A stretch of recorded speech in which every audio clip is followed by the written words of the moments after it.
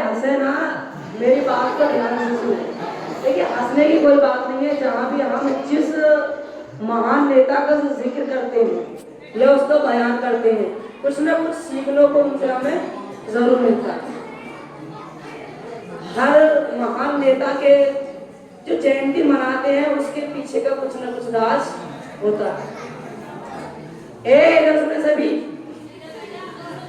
यानी लौह पुरुष सरदार वल्लभ भाई पटेल इन्हें क्यों कहा जाता है?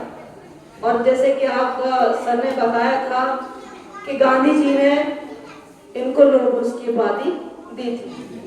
अच्छा क्यों? और बहुत सारे नेता थे, स्वतंत्रता सेनानी बहुत सारे थे, लेकिन और को क्यों नहीं दी?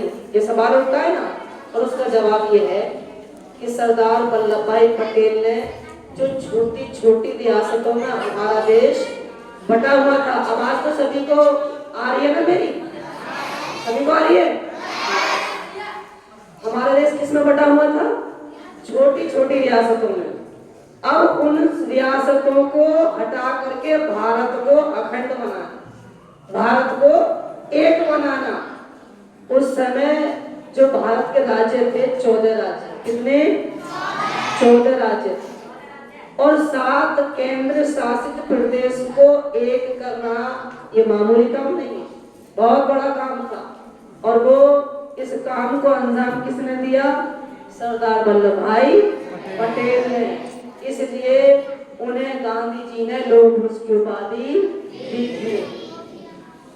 अब आपको क्या प्रेरित करते हैं ये जो महान नेता हैं? इनके जो आदर्श, इनके जो संकल्प होते हैं, हमारे भारत के ही तो थे ना। और आप में से ही कोई ना कोई महान नेता बन सकता है। क्योंकि क्या है कि महान नेता के गुण अपनाने होंगे।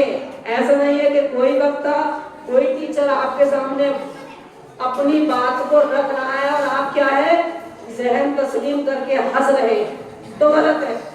हंसना गलत है, बल्कि जहन को और अपने दिमाग को और शरीर को यहीं रखो और सोचो दिमाग से कि हम यहाँ क्यों बैठे हैं। आप यहाँ बैठे हो कोई बेवकूफ तो नहीं हो ना?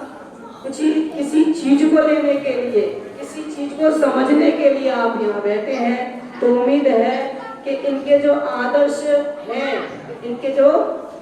हैं, बहुत अच्छे संस्कार हैं, उन संस्कार को हमें ग्रहण करना चाहिए। जैसे कि सफलता क्या चीज मांगती है? सफलता का सूत्र भी है मेहनत, कड़ी मेहनत। कितनी कड़ी मेहनत है? सभी कड़ी मेहनत, धैर्य, बेइज्जती सब कुछ सहन करने के बाद हमें सफलता का मुकाम हासिल होता है। किसका? सफलता का मुकाम हासिल होता है। जैसे कि आप पेपर दे रहे हैं तो बहुत सारी कठिनाइयां इसमें आती हैं, कुछ नहीं, यही कठिनाइयां झेल लो। मैं बच्चों आपसे वादा करता हूं कि ये जो आपके जीवन में जो परेशानियां आ रही हैं, अगर आपने इनको धैर्य के साथ सहन कर लिया तो मैं वादा करता हूं कि आप एक कामयाब इंसान हो। थैंक यू, धन्यवाद।